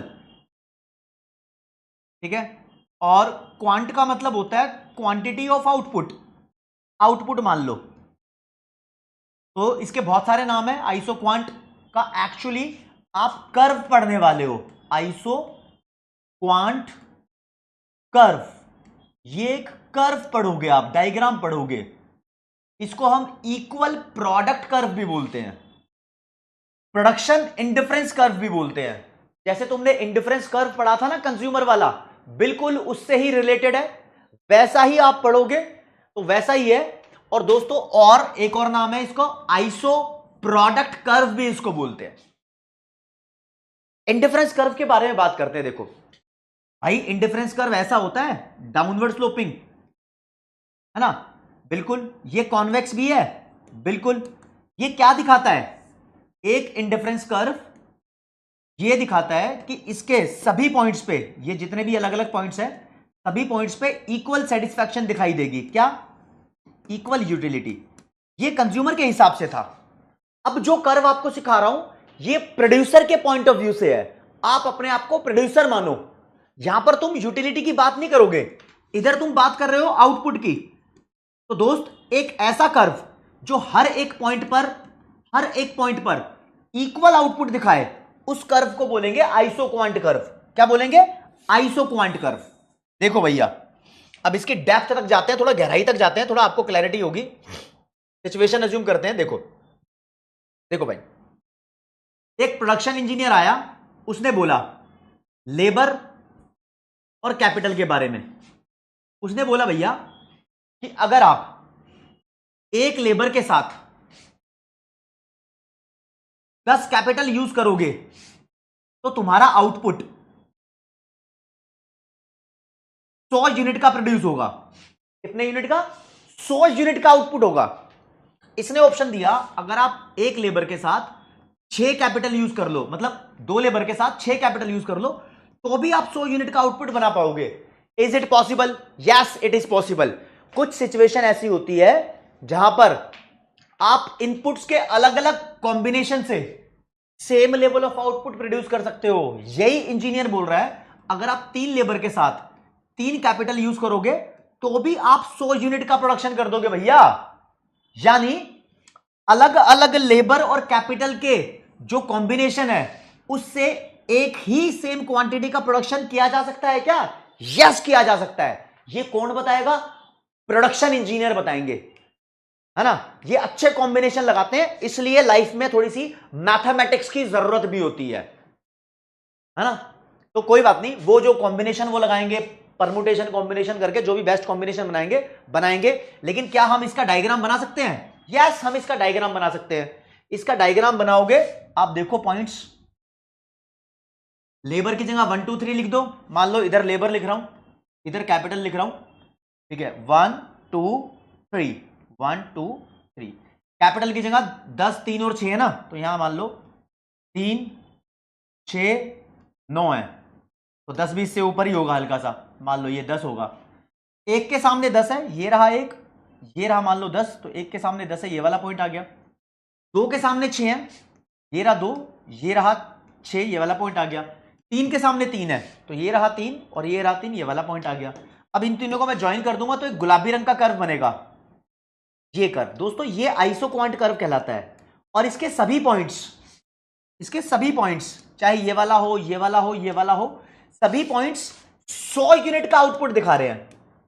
यानी आइसोक्वांट कर्व एक ऐसा कर्व है जिसके सारे पॉइंट्स एक सेम लेवल ऑफ आउटपुट ही दिखाते हैं, इक्वल लेवल ऑफ आउटपुट ही दिखाते हैं। ये बेचारा दिखता इंडिफरेंस कर्व की तरह है, लेकिन होता इंडिफरेंस कर्व नहीं है, क्योंकि इंडिफरेंस कर्व तो कंज्यूमर के लिए होता है, आइसोक्वांट प्रोड्यूसर के लिए है। समझे? इंडिफरेंस कर्व के हर एक पॉइंट के ऊपर इक्वल सेटिस्फैक्शन थी, आइसोक्वांट के हर एक पॉइंट के ऊपर इक्वल आउटपुट है। बस फर्क कितना है, इंडिफरेंस कर्व पे कितनी सेटिस्फैक्शन थी वो काउंट नहीं कर पा रहे थे। ऑर्डिनल यूटिलिटी अप्रोच है ना, वहां काउंटिंग नहीं थी, इधर काउंटिंग है, इधर प्रोडक्शन इंजीनियर कैलकुलेशन कर रहे हैं। तो आइसोक्वांट कर्व पे काउंटिंग है, नंबर लिखा हुआ है 100 यूनिट का है। भाई आइसोक्वांट कर्व के बारे में अगर तुम्हें कुछ बात बताऊं तो पहले डेफिनेशन देखेंगे। तो an isoquant represent all those combination of inputs, ये इनपुट्स के वो सारे कॉम्बिनेशन दिखाता है जो same level of output produce करते हैं, same level of output produce करते हैं। देखो जी मैं बताता हूं आपको, वापस इधर लिख रहे हैं लेबर, इधर लिख रहे हैं कैपिटल, वापस वही, एक लेबर 15 कैपिटल, मान लो एग्जांपल चेंज कर देते हैं, 2 लेबर 10 कैपिटल, 3 लेबर 6 कैपिटल, ठीक है जी, 4 लेबर 3 कैपिटल, ये वाला एग्जांपल आ गया। तो भैया इसके जो कॉम्बिनेशन बन रहे हैं, इन सभी कॉम्बिनेशन से जो आउटपुट प्रोड्यूस हो रहा है वो कितना हो रहा है, कितना हो रहा है, हर बार 100 हो रहा है। तो ये जो भी कॉम्बिनेशन है 1 और 15 का, 2 और 10 का, 3 और 6 का, 4 और 3 का, ये किसी भी कर्व के ऊपर दिखा दो, उस कर्व को, उस डायग्राम को बोलेंगे आइसोक्वांट कर्व। डरने वाली बात नहीं है, कॉन्सेप्ट बहुत इजी है। अब जैसे दोस्त इंडिफरेंस कर्व के स्लोप का नाम था एमआरएस, क्या आइसोक्वांट कर्व का भी कोई स्लोप होता है? यस होता है, इसका नाम है एमआरटीएस। थोड़ा टेक्निकल हो जाता है ना मामला, टेक्निकल इंजीनियर घुस जाते हैं। जैसे एमआरएस का फॉर्मूला होता था change in Y upon change in X, इसका क्या फॉर्मूला है? इसका भी यही है, जो तुम वाई एक्सिस पे दिखा रहे हो इज टू जो तुम एक्स एक्सिस पे दिखा रहे हो, मतलब जो कम हो रहा है यहां पर, जो बढ़ रहा है वो यहां पर, यानी देखो वाई एक्सिस पे तुम कैपिटल दिखा रहे हो तो change in capital upon change in labour, हो गया ना? कैसे कैसे कैसे अभी करके दिखाता हूं, इसको भूल जाओ। यहां पर तुम्हें कैलकुलेट ही करके दिखा देता हूं मैं सफेद रंग से, इधर कैलकुलेट करेंगे एमआरटीएस, फुल फॉर्म लिख देते हैं, मार्जिनल रेट ऑफ टेक्निकल, क्योंकि इंजीनियर्स का काम है तो टेक्निकल सब्स्टिट्यूशन। ये सब्स्टिट्यूशन वर्ड क्यों लिखा होता है? क्योंकि राज्य देखो आप सब्स्टिट्यूट करते हो, आप यहां पर 5 कैपिटल कम कर रहे हो, 15 से 10 पे पहुंच रहे हो, तो आपने 5 कैपिटल कम कर दी ना, 5 कैपिटल की जगह किसने ली? इसको रिप्लेस किसने किया? इस 5 कम हुई कैपिटल को सब्स्टिट्यूट किसने किया? एक लेबर ने।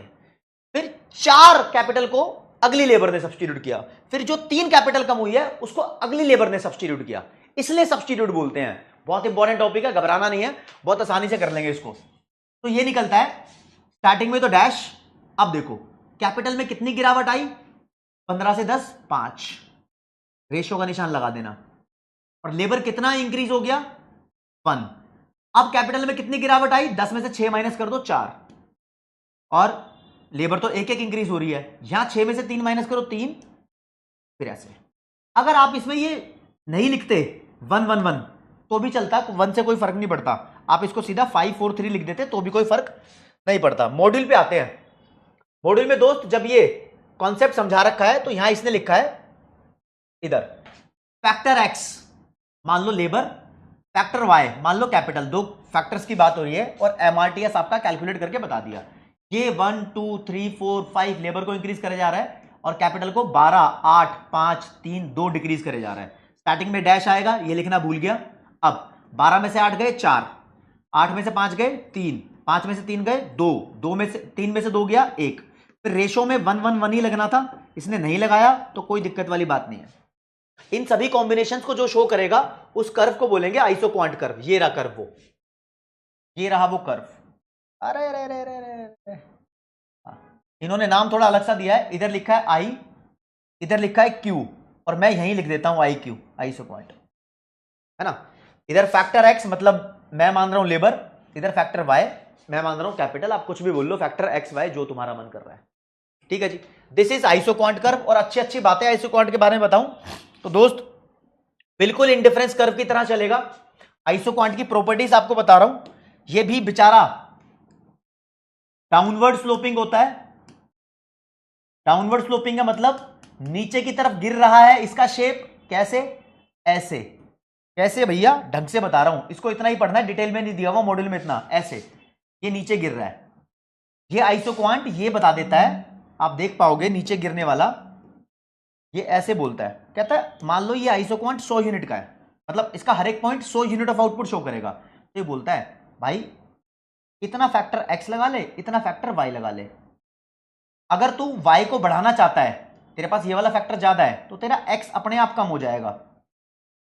एक बढ़ाएगा तो दूसरा कम हो जाएगा, आउटपुट तो इतना ही प्रोड्यूस कर पाएगा। तो डाउनवर्ड स्लोपिंग इसलिए होता है क्योंकि एक फैक्टर को बढ़ाओगे तो दूसरा फैक्टर कम हो जाएगा। अगर तुम लेबर को ज्यादा बढ़ाओगे तो कैपिटल कम लगेगी। होता ही ऐसा है, तुम्हारे पास दो फैक्टर अवेलेबल है, एक को तुम ज्यादा कर रहे हो तो दूसरा कम ही लगेगा, अगर आपको आउटपुट कांस्टेंट रखना है तो। वो थी पहली प्रॉपर्टी। दूसरी, इंडिफरेंस कर्व की तरह ये भी कॉन्वेक्स टू ओरिजिन होता है। कैसे भाई, इंडिफरेंस कर्व कॉन्वेक्स क्यों था, उसका रीजन आपको दोबारा याद दिला रहा हूं, because of diminishing marginal rate of substitution. लेकिन आइसोक्वांट कॉन्वेक्स क्यों है, because diminishing marginal rate of technical substitution. दोस्त जब किसी कर्व के स्लोप की वैल्यू गिरने लगती है ना तो वो कॉन्वेक्स बन जाता है। इंडिफरेंस कर्व का स्लोप था एमआरएस, उसकी वैल्यू गिर रही थी, डिमिनिशिंग थी, तो वो कॉन्वेक्स। ये एमआरटीएस, इसकी वैल्यू गिर रही है तो ये कॉन्वेक्स।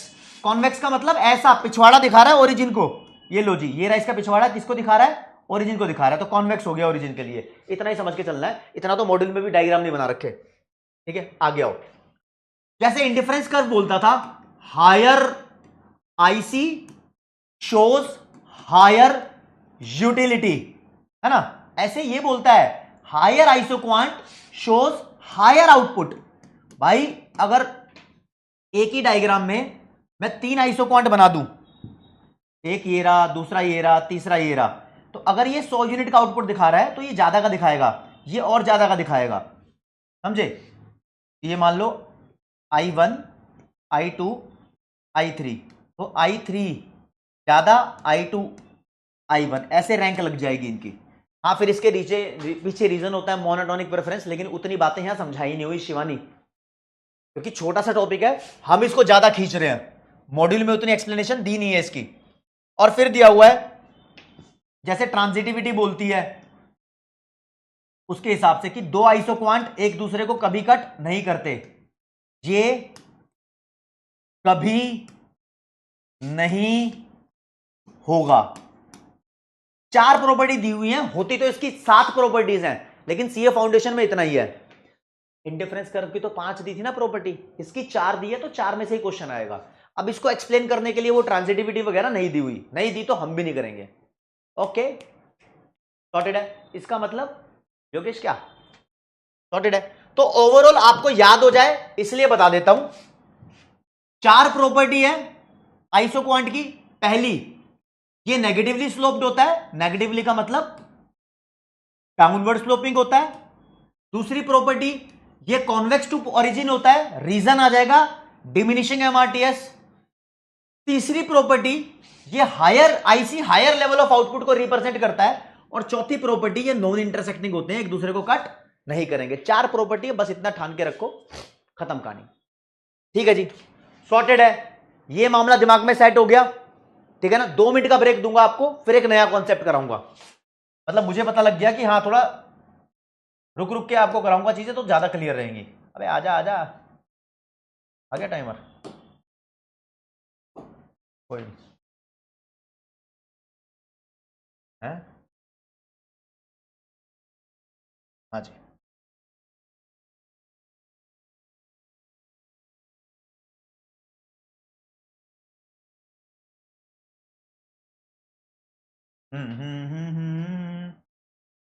इतने थोड़ी सी चैन की सांस ले लो 2 मिनट के लिए, ओनली फॉर 2 मिनट्स, थोड़ी चैन की सांस ले लो। ठीक है तान्या, है ना। इतने में बच्चों के डाउट्स देख लेता हूं।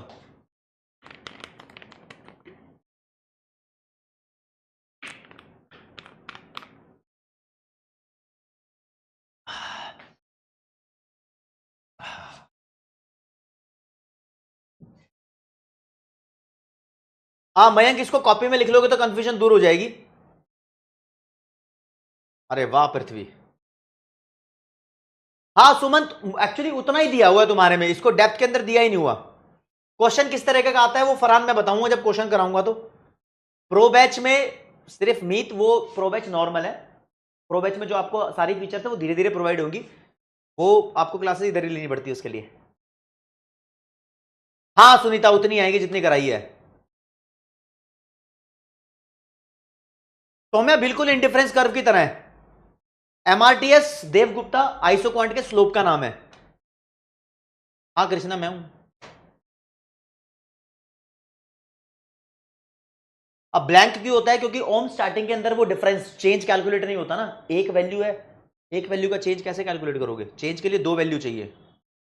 सौम्या बुक में नहीं है, हाँ मैंने बताया था ना वो, लेकिन ई बुक में आपको मिल जाएगा। रोनित भाई आज नहीं, अगली क्लास में जरूर करूंगा।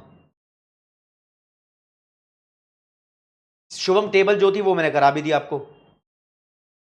सादिया रिक्वेस्ट की जरूरत नहीं होती, उसको तो हम ऐसे ही करा देते हैं। ठीक है, 2 मिनट तुम्हारे ऐसे ही ओवर हो जाएंगे।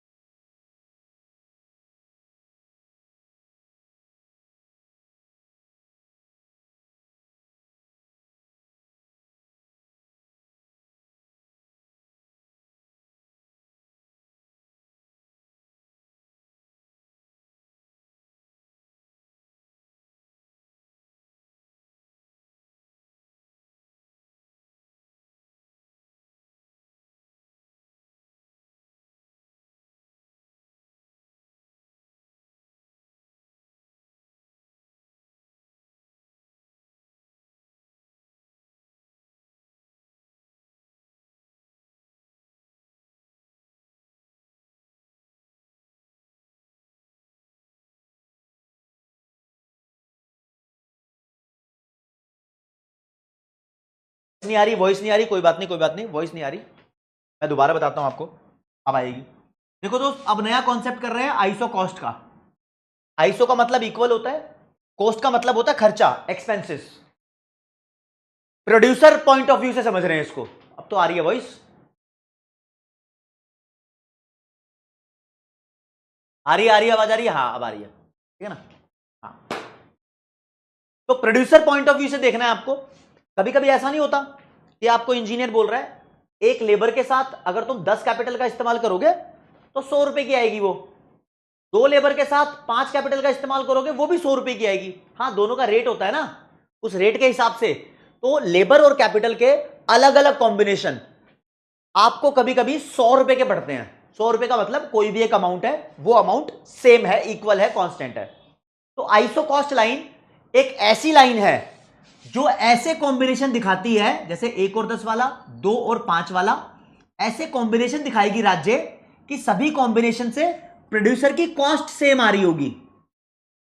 और ये लाइन ऐसी ड्रॉ होती है, ऐसी सिर्फ बजट लाइन की तरह है। जैसे कंज्यूमर की बजट लाइन होती है, ऐसे ये प्रोड्यूसर की बजट लाइन है। जैसे कंज्यूमर की बजट लाइन, वो अपनी औकात में रह के सोचता है 100 रुपए है उसके पास, 100 रुपए ही खर्च होंगे बार बार गुड एक्स और गुड वाई पे। ऐसे ये है कि प्रोड्यूसर के पास 100 रुपए का बजट है मान लो, तो लेबर और कैपिटल के वो अलग अलग कॉम्बिनेशन परचेज कर सकता है। सिर्फ इतनी सी बात, ठीक है। इसको और डिटेल में देखेंगे, अब चलते हैं मॉड्यूल के हिसाब से। भैया देखो, आइसो कॉस्ट लाइन का एक और नाम है, इसको इक्वल कॉस्ट लाइन बोलते हैं, इसको प्रोड्यूसर की बजट लाइन बोलते हैं। मॉड्यूल में लिखा है सिर्फ बजट लाइन, लिखना चाहिए उसको प्रोड्यूसर्स बजट लाइन। और इसको बजट कॉन्स्ट्रेंट लाइन भी बोलते हैं प्रोड्यूसर के पॉइंट ऑफ व्यू से। ये एक ऐसी लाइन है जो इनपुट्स के अलग अलग कॉम्बिनेशन दिखाती है और सभी कॉम्बिनेशन पे सेम लेवल का खर्चा हो रहा होता है। होता है ना कभी कभी, ऐसे नहीं होता 2 किलो आलू और 3 किलो प्याज 100 रुपए के हैं, और फिर 3 किलो आलू और 2 किलो प्याज भी 100 रुपए के हैं। तो वो वाली सिचुएशन है, एक लेबर 10 कैपिटल 100 रुपए की है और 2 लेबर 5 कैपिटल भी 100 रुपए की है, तो यानी 100 रुपए ही आपके खर्च हो रहे हैं, लेकिन लेबर और कैपिटल के कॉम्बिनेशन बदल रहे हैं। तो यहां पर आपको ये समझना होगा, और यहां पर आइसो क्वांट नहीं आइसो कॉस्ट होना चाहिए।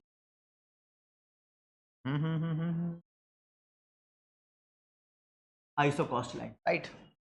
ठीक है जी भैया, आगे बढ़ते हैं। लाइन भी लिखी है। आइसो कॉस्ट लाइन की डेफिनेशन है, it shows various alternative combination of two factors.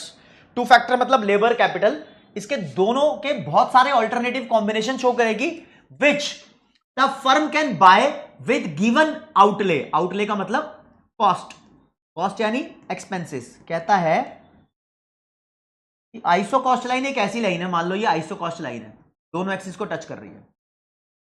बोलता है ये वाला पॉइंट, इतनी कैपिटल और इतनी लेबर 100 रुपए की आएगी। अगर तुम लेबर बढ़ाना चाहते हो तो कैपिटल कम हो जाएगी। हाँ, इतनी लेबर और इतनी कैपिटल भी 100 रुपए की आएगी। तो लेबर और कैपिटल के अलग अलग कॉम्बिनेशन हो गए जो एक फर्म परचेज कर सकती है। फर्म को तो परचेज करने पड़ेंगे लेबर कैपिटल। आया दिमाग तुम्हारा, सेट हो जाओ ना, है ना। फर्म को परचेज करने पड़ेंगे और कितना रुपया खर्च होगा, 100 रुपया मैंने अज्यूम कर लिया, लेकिन गिवन आउटले का मतलब कांस्टेंट खर्चा रहेगा। ठीक है, तो लिखा है what ever be the combination of factors the firm choose on iso cost line, the total cost of firm remain the same. कहता है फैक्टर का कॉम्बिनेशन कुछ भी हो, चाहे कॉम्बिनेशन इस वाले पॉइंट का हो, चाहे कॉम्बिनेशन इस वाले पॉइंट का हो, फर्म की आइसो कॉस्ट लाइन पे कंपनी का टोटल खर्चा यानी टोटल कॉस्ट सेम ही रहती है। भाई कंपनी का अपना बजट, कंपनी क्या करती है, देखो देखो ये हुआ कैसे। अरे ओम कह रहा है सर मॉड्यूल वाला डायग्राम समझ में नहीं आ रहा है, तो तुम क्या मेरी क्लास से अलग पढ़ रहे हो क्या? अभी आने तो दो मेरे को उस पे। देखो जी होता क्या है मैं आपको बताता हूं।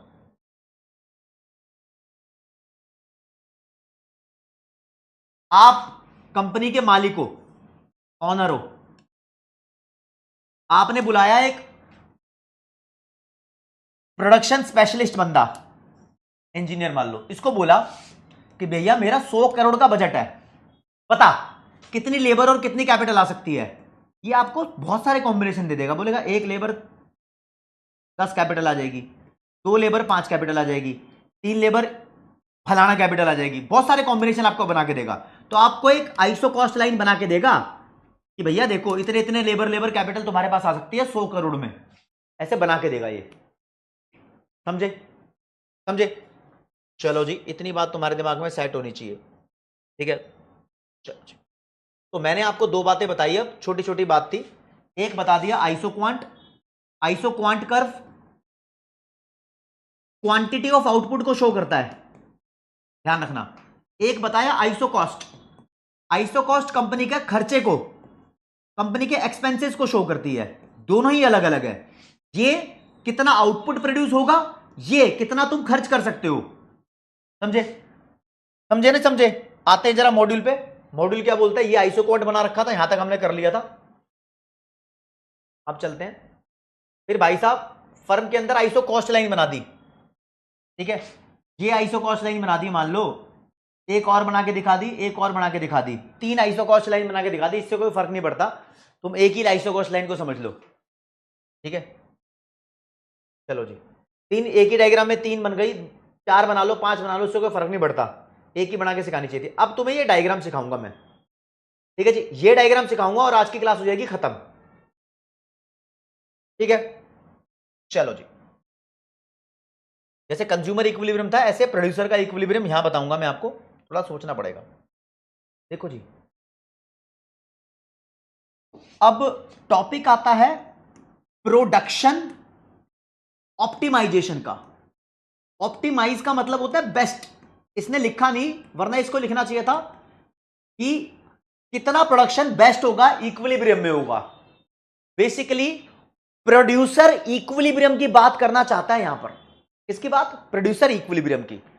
तो राजे अपना कॉन्सेप्ट क्या बोलता है कि ये अगर आइसो कॉस्ट लाइन है और तुम्हारा आइसो क्वांट यहां से होकर गुजर रहा है, ये आइसो क्वांट है, तो राजे ये वाला पॉइंट इक्विलिब्रियम होगा, तुम बोलोगे क्यों, तो समझो।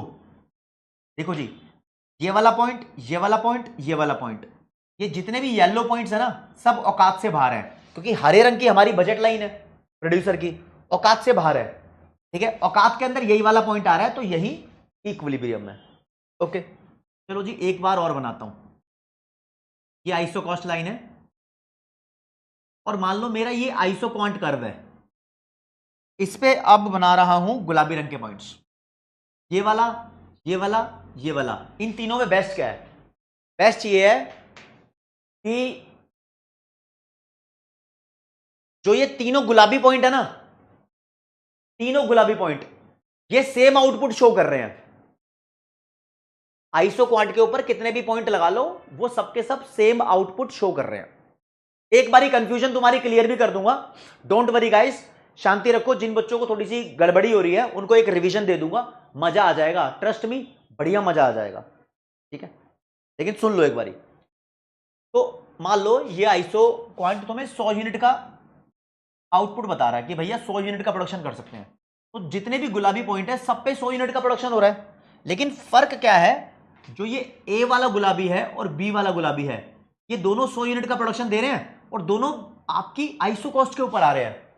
इसका मतलब ये कि आपका यहां सारा पैसा खर्च हो जाएगा, यहां भी सारा पैसा खर्च हो जाएगा, लेकिन तुम यहां पर प्रोडक्शन करोगे ना, तो तुम्हारे पास थोड़ा पैसा बच भी जाएगा। तो इसलिए तुम ए और बी को चूज नहीं करोगे, यहां पर आप इन तीनों 1, 2 और 3, इन तीनों में बेस्ट पॉइंट सी को मान सकते हो। लेकिन आपके यहां पर थोड़ा जो बजट था वो पूरा इस्तेमाल नहीं हुआ। अभी मैं कुछ नहीं बता रहा, आपको अंडरस्टैंडिंग दे रहा हूं बस ऐसी। मान लो ये सफेद रंग की आपकी आइसोकॉस्ट लाइन है और ये आइसोक्वांट बाहर है, तो ये औकात के बाहर है, इसके किसी भी पॉइंट पे हम प्रोड्यूस नहीं कर सकते, इसके किसी भी पॉइंट पे हम प्रोड्यूस नहीं कर सकते। तो प्रोड्यूस कहां करेंगे भैया? इसी पॉइंट पे प्रोड्यूस करते हैं, इस वजह से जो पॉइंट टेंजेंसी वाला होता है, टेंजेंसी का मतलब टच करने वाला। तो यहां लाइन लिखी है, how ever one important difference between, अच्छा ये बाद में बताऊंगा, डिफरेंस आ गया है तो हाँ लिखा है, a producer can produce the desired output at least possible cost. एक प्रोड्यूसर लीस्ट पॉसिबल कॉस्ट के अंदर प्रोड्यूस कर सकता है, कम से कम खर्चों में अपना डिजायर्ड आउटपुट प्रोड्यूस कर सकता है। कहां पर? जब वो इक्विलिब्रियम में होगा। इक्विलिब्रियम का मतलब ऑप्टिमाइजेशन, बेस्ट सिचुएशन में होगा ऑप्टिमाइजेशन। और producer equilibrium will be achieved, ये इक्विलिब्रियम तब अचीव होगा where isocost line is tangent to isocost at point C. कौन सा पॉइंट? सी पॉइंट मैं अभी बना देता हूं। ये मान लो आइसोकॉस्ट है, ये आइसोक्वांट है, तो ये वाला पॉइंट हो गया सी। अब तुम्हें कितनी आइसोकॉस्ट बनानी है, कितने आइसोक्वांट बनाने हैं, वो बात की बात है।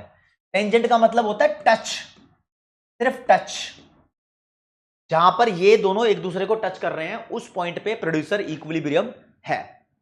ठीक है, अब जिसके दिमाग की दही हो गई हो उसके लिए कॉन्सेप्ट रिवाइज करा देता हूं ताकि क्लैरिटी हो जाए। लेकिन उससे पहले एक बारी मॉड्यूल में दिखाना चाहूंगा दोस्त, देखो जी कहां से शुरू किया हुआ है। आइसोक्वांट वाला हमारा ओके था, ठीक है जी, आप देखिएगा।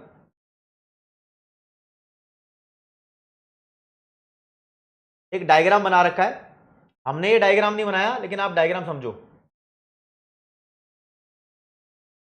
ये बोलता है, इधर लिखा है मान लो कोई फैक्टर एक्स, मान लो लेबर लिखा है, इधर लिखी है कैपिटल, और इसने 3 4 बल्कि एक ये वाली आइसोकॉस्ट लाइन बना दी, एक ये वाली आइसोकॉस्ट लाइन बना दी, एक ये वाली आइसोकॉस्ट लाइन बना दी, एक ये वाली आइसोकॉस्ट लाइन बना दी, 4 आइसोकॉस्ट लाइन बना दी।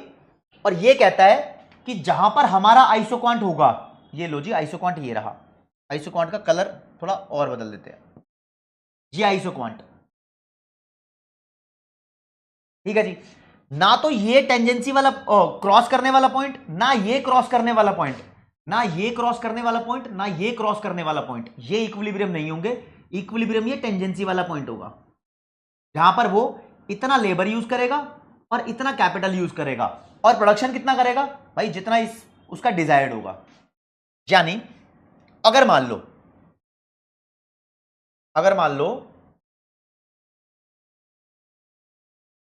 एक प्रोड्यूसर ने सोचा कि उसको कितना प्रोडक्शन करना है।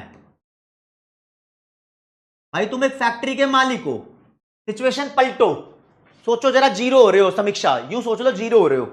अरे मेरी बात तो सुन सकती हो, बात तो सुन सकती हो ना, तो सुनो। ये सोचो कि तुम्हें 100 यूनिट का प्रोडक्शन करना है, कोई भी कमोडिटी है, आपका डिजायर्ड आउटपुट कितना है 100। तुम पहले से सोचकर बैठे हो, भाई रिवीजन दे रहा हूं, अब समझ में आएगा। हाँ, मान लो कि तुम्हें 100 यूनिट का आउटपुट प्रोड्यूस करना है। अगर तुमने ये प्रोड्यूस कर लिया तो तुम इक्विलिब्रियम में आ जाओगे, ये तुमने पहले ही सोच लिया। कहां आ जाओगे भाई, इक्विलिब्रियम में आ जाओगे, यानी ऑप्टिमाइज हो जाओगे, ऑप्टिमाइजेशन हो जाएगा आपका आउटपुट,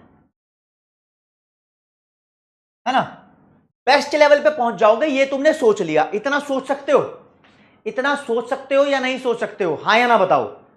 अब जिस बच्चे को समझ नहीं आया था ना, उनको समझ में आ जाएगा। बस तुम मेरे साथ ताल से ताल मिलाओ, बताओ ये सोच सकते हो या नहीं सोच सकते हो कि हाँ यार कुछ ना कुछ लेवल ऑफ आउटपुट तो होता होगा, कुछ ना कुछ लेवल ऑफ आउटपुट तो होता है। जो एक प्रोड्यूसर सोचता है, समोसे वाला भी सोचता है भाई मेरे को 500 समोसे बनाने हैं, टी शर्ट वाला भी सोचता है मेरे को 200 टी शर्ट बनानी है। इतना समझ में आ गया ना, ओके ठीक है जी। तो फिर एक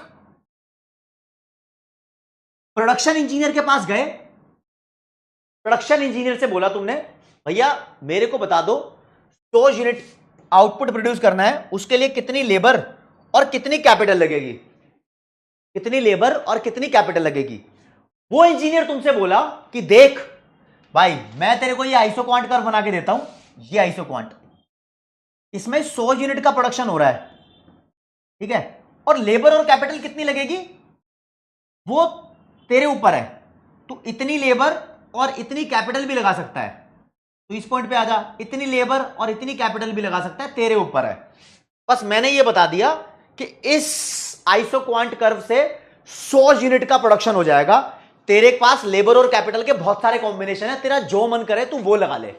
इतनी बात क्लियर है, इसको मैं मिटा देता हूं, ठीक है, इतनी बात क्लियर है, इतनी बात क्लियर है, ओके। ये फिर वो कहता है हां अब बात कर खर्चे की, कि 100 यूनिट का आउटपुट बनाने में मेरा खर्चा कितना आएगा। वो कहता है खर्चे के लिए तो एक आइसो कॉस्ट लाइन का कॉन्सेप्ट होता है। देखो जी ये आइसो कॉस्ट लाइन है, आइसो कॉस्ट लाइन का एक एक पॉइंट बताता है कि प्रोड्यूसर का पैसा कितना है, कितना बजट है। अगर आपका बजट ये है तो तुम इसके बाहर नहीं जा सकते, और इसके अंदर आपका सारा बजट पूरा इस्तेमाल होगा नहीं। मतलब this is not best situation और this is not best situation, ठीक है। जब तुम्हारा सारा पैसा इस्तेमाल नहीं होगा तो अनयूटिलाइज्ड फंड्स रह जाते हैं ना, उसको भी नहीं बोलते कि बढ़िया सिचुएशन है। फंड सारे इस्तेमाल होने चाहिए, अगर फंड तुम्हारे सारे इस्तेमाल नहीं हुए तो पुअर फाइनेंशियल मैनेजमेंट है। अब भवेश होने वाला है, 2 मिनट की गेम है। तो इस बंदे ने तुम्हें अलग अलग आइसो कॉस्ट लाइन ड्रॉ करके दी, बोलता है एक iso cost line pink colour की, ये रही, क्या इस पे प्रोडक्शन करोगे। तुम बोलते हो अबे मेरा आउटपुट ज्यादा है भाई और इस बजट में ये अचीव नहीं हो सकता, तो तुमने पिंक वाली को आउट कर दिया, आउट। फिर इसने ड्रॉ करके दी तुम्हें ऑरेंज कलर की, ये कहता है इस पे प्रोडक्शन करोगे। तो आप बोलते हो यार यार यार यार यार यार इस पे एक पॉइंट तो सेट हो रहा है, ये वाला, इस पे भी एक पॉइंट सेट हो रहा है, लेकिन दोनों में से तुम कोई भी पॉइंट चूज नहीं करोगे, क्योंकि आप ये सस्ते में प्रोड्यूस कर सकते हो। आपका इतना खर्चा आएगा, ऑरेंज वाली लाइन जितना ये ज्यादा खर्चा है, और यही चीज तुम सस्ते में खर्च कर सकते, मतलब सस्ते में प्रोड्यूस कर सकते हो। अंदर आ गया ना पॉइंट वो, तो आप इसको भी अवॉइड कर देते हो, ठीक है। फिर वो आपसे पूछता है कि देखो जी एक लाइन और है, एक लाइन और है, इसका कलर तुम ले लो व्हाइट, इस पे करोगे क्या। वो कहता है पागल हो गया क्या, संतरी को तो ले नहीं रहा, व्हाइट को क्यों लूंगा, ये और बाहर है। तो कहता है भाई सीधी बात है, एक ऐसी लाइन ये हरे वाली, हरे वाली पे करोगे क्या। हम कहते हैं हां हरे वाली पे इसलिए कर लेंगे क्योंकि यहां पर टेंजेंसी आ रही है, एक कंडीशन सेटिस्फाई हो रही है प्रोड्यूसर इक्विलिब्रियम की। हाँ अनहद कुमार शॉर्ट नोट्स अपलोड हो गए, तो इसलिए ये पॉइंट प्रोडक्शन ऑप्टिमाइजेशन का और प्रोड्यूसर इक्विलिब्रियम का है। यहां पर इतनी लेबर और इतनी कैपिटल आपको इस्तेमाल करनी पड़ती है। मॉड्यूल में लिखा है इसको फैक्टर x और इसको लिखा है फैक्टर y। 100 यूनिट का आउटपुट प्रोड्यूस करने के लिए आपको इतनी मेहनत करनी पड़ेगी, इतनी लेबर और इतनी कैपिटल लगानी ही पड़ेगी। फैजान ढंग से सुन ले, पेपर में आएगा भाई, समझ रहे हो? तो बस यही बोला है इसने, ये यहां भी कहना चाहता है, इसलिए आपको इसने 4 लाइन दी है। देने को तो 10 भी दे देता, 10 भी दे देता, 20 भी दे देता, उससे कोई फर्क नहीं पड़ता। तो पहली लाइन ये थी, दूसरी टेंजेंसी वाली सी पॉइंट, तीसरी है भार की, चौथी और भार की। तो हमने इन सबको अवॉइड किया और एक आपको बना के दे दिया आइसोक्वांट कर्व। ठीक है जी, दिस वॉज टुडेज कॉन्सेप्ट। एक क्वेश्चन आपसे पूछ लेता हूं और बच्चों के डाउट्स भी देखता हूं भैया फिर। लो जी, एक आइसोक्वांट कर्व क्या शो करता है भैया? ये आउटपुट शो करता है, इसका हर एक पॉइंट आउटपुट शो करता है, वो भी हर एक पॉइंट इक्वल आउटपुट शो करता है। ठीक है, ठीक है जी। यहां पर कौन सा ऑप्शन सेट बैठ रहा है आपको वो चेक करना है बस। ठीक है जी, लो जी, आपके लिए यहां पर 90 सेकंड का टाइम दे देते हैं और मैं भी आपके साथ इस क्वेश्चन को रीड करता हूं। कहता है isoquant all the alternative combination of 2 inputs show करता है, मतलब लेबर और कैपिटल के बहुत सारे अलग अलग ऑल्टरनेटिव कॉम्बिनेशन शो कर रहा है। That can be produced by using a given set of output. कहता है इनपुट्स के अलग अलग कॉम्बिनेशन जो कि एक गिवन सेट ऑफ आउटपुट को प्रोड्यूस करने के लिए चाहिए होते हैं, and the best possible way, best possible way में भी, पहला हो गया। दूसरा बोलता है all the alternative combination of 2 product among which a producer is indifferent because they yield same profit. देखो भाई यहां पर 2 प्रोडक्ट की बात नहीं होती, प्रोडक्ट तो एक ही प्रोड्यूस किया जा रहा है, प्रॉफिट की भी बात नहीं हुई। ये लाइन साफ साफ गलत है, ये लाइन गलत है, तो बी और सी वाला ऑप्शन वैसे ही गलत हो गया। ठीक है, अगला all the alternative combination of 2 inputs, 2 inputs के अलग अलग कॉम्बिनेशन शो करता है ना। जैसे ये रहा, मान लो एक पॉइंट ये हो गया, इतनी लेबर इतनी कैपिटल, दूसरा पॉइंट ये हो गया, इतनी लेबर इतनी कैपिटल, अलग अलग कॉम्बिनेशन हो गए लेबर और कैपिटल के, है ना। यील्ड, यील्ड का मतलब प्रोवाइड है यहां पर, provide the total product, total product का मतलब हो गया आउटपुट। अब तुम बोलोगे सर पहली और सी दोनों सेम लिखी है, नहीं भाई, बेस्ट पॉसिबल वे लिखा है फर्स्ट वाली में, तो ये तो प्रोडक्शन ऑप्टिमाइजेशन में दिखाते हैं जहां पर आइसो कॉस्ट और आइसोक्वांट दोनों आते हैं। सी वाला ठीक होगा सिर्फ। क्या बोलती है पब्लिक? ठीक है, सी वाले के साथ जाएंगे, ज्यादातर बच्चे यहां पर ठीक है। ठीक है, ओके, दिमाग चलना चाहिए भाई। चलो मैं देखता हूं कि तुम क्या जानना चाहते हो मुझसे। और हाँ पृथ्वी, एक क्वेश्चन उड़ा सर, आप अच्छा पढ़ा, थैंक यू भाई, थैंक यू। नहीं नहीं नहीं नहीं जतिन, ऐसे नहीं करूंगा, आपको खुद नोट्स बनाने हैं, मैंने दे दिए, बस अब नहीं दूंगा और नोट्स में। ठीक है, जनवरी बैच के 1 जून को लॉन्च है उसका। ठीक है, जो बच्चे प्रो बैच में हैं, यहां पर संपूर्ण प्रो बैच के बच्चे हैं, उनको जनवरी का बैच फ्री मिलेगा, है ना, ये प्रॉमिस था, तो जनवरी वाला बैच। थैंक यू हर्ष भाई, थैंक यू। आइसोक्वांट और इंडिफरेंस कर्व में क्या डिफरेंस है संध्या? संध्या, मेन डिफरेंस तो ये है कि आइसोक्वांट आउटपुट को शो करता है, इंडिफरेंस कर्व यूटिलिटी को शो करता है। ठीक है ना। और एक चीज आपको देखने को मिलेगी, one important difference between isoquant and indifference curve is that isoquant level of production को शो करता है, जहां पर प्रोडक्शन को आसानी से तुम क्वांटिफाई कर सकते हो। जैसे कि मैं बोल रहा हूं 100 यूनिट का प्रोडक्शन, एक इंडिफरेंस एक आइसोक्वांट कर्व 100 यूनिट का प्रोडक्शन शो कर रहा है, लेकिन इंडिफरेंस कर्व पे इक्वल यूटिलिटी शो होती है, लेकिन आप उसको क्वांटिफाई नहीं कर सकते। आप ऐसा नहीं बोल सकते हाँ भैया ये इंडिफरेंस कर्व है और यहां पर 100 यूटिल्स की यूटिलिटी मिल रही है। पढ़ाई नहीं था हमने वहां पर, हमने आइसो क्वांट कर्व में आउटपुट की फिगर देख ली, इंडिफरेंस कर्व में हम ये फिगर नहीं देखते थे। ये देख ही नहीं पाते कि कंज्यूमर को कितनी सेटिस्फेक्शन मिल रही है, कितनी सेटिस्फेक्शन वो एक्वायर कर रहा है, एग्जैक्ट न्यूमेरिकल नहीं है यहां पर। आदर्श भाई बैकलॉग क्लियर करने का यही तरीका है, टाइम दो, टाइम निकालो, पढ़ाई करो, टाइम निकालो, पढ़ाई करो। ठीक है भाई, ओके रिपोर्ट है। तो दोस्तों नेक्स्ट क्लास में क्या कराऊंगा, नेक्स्ट क्लास में हम करेंगे total product, average product, marginal product, law of variable proportion के बारे में पढ़ाऊंगा।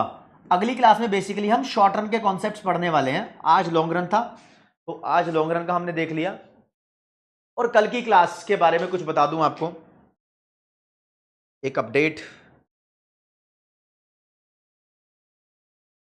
कल सुबह क्लास दोस्तों 8 बजे लूंगा, 8 AM इन द मॉर्निंग। कल सुबह आपकी क्लास 8 बजे है, अनुराग सर की जगह मैं क्लास ले रहा हूं, ठीक है।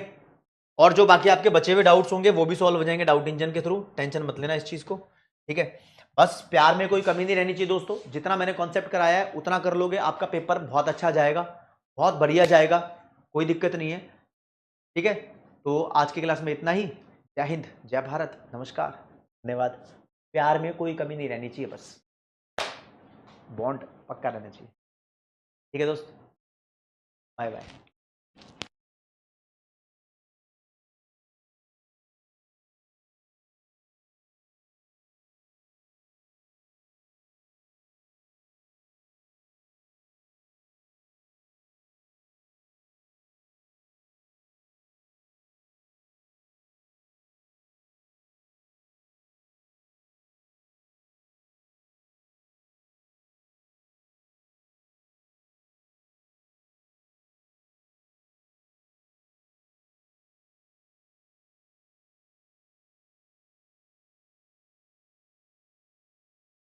अरे लीडर बोर्ड रह गया, लीडर बोर्ड रह गया भाई, leader board, leader board, leader board उस्ताद। नंबर 1 पे गुलशन भाई, फिर देव, फिर आशीष, फिर दीपक, फिर आस्था, फिर करण, प्रखार, देवांश मेहता, आदित्य और Ambar Gupta. These are the toppers of today's class. अब करते हैं bye bye bye bye bye.